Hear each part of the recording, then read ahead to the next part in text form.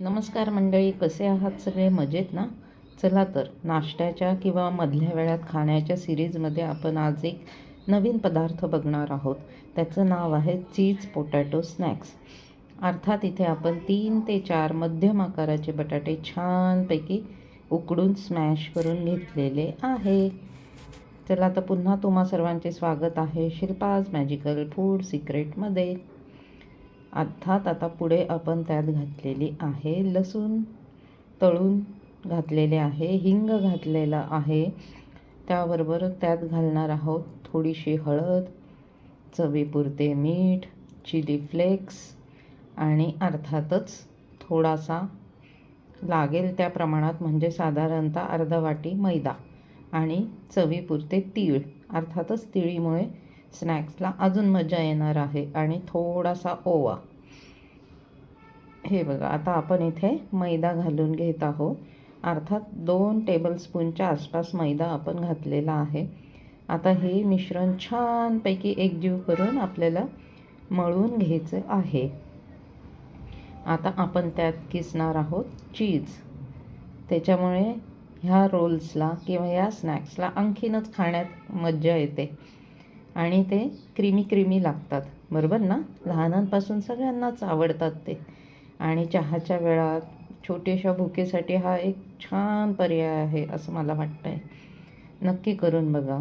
हे बघा, अर्थात असे चीज किसून झाल्यानंतर आपल्याला ते छानपैकी त्याच्यात मिसळून घ्यायचे आहे आणि एकजीव करून त्याचे रोल्स तयार करायचे आहेत.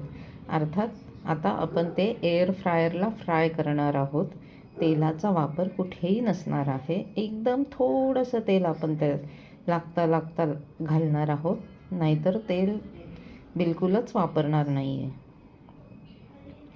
हे बघा, अशा रीतीने सगळं एकजीव करून असा रोल आपल्याला तयार करून घ्यायचा आहे, बरोबर आहे? तुम्हाला आवडेल त्या प्रमाणात तुम्ही करू शकता. आता हा रोलला आपण एअर फ्रायरच्या बास्केटमध्ये फ्राय करणार आहोत. म्हणजेच ही ऑइल फ्री रेसिपी आहे. अर्थात थोडेसे तेल तर कुठेही वापरावेच लागते, नाहीतर बास्केटला आपले रोल चिटकू शकतात. म्हणून खाली थोडेसे तेल लावून घ्यायचे आहे. आता हे रोल आपण रव्यामध्ये छानपैकी घोळवून एअर फ्रायरमध्ये, अर्थात एअर फ्रायरच्या बास्केटमध्ये घालायचे आहे. हे चीजी इतके सुंदर होतात की का तुम्हाला सांगणार. इतकं करून बघा तुम्ही नक्कीच. हे खूपच सुंदर होणारा हा पदार्थ आणि झटपट होणारा आहे.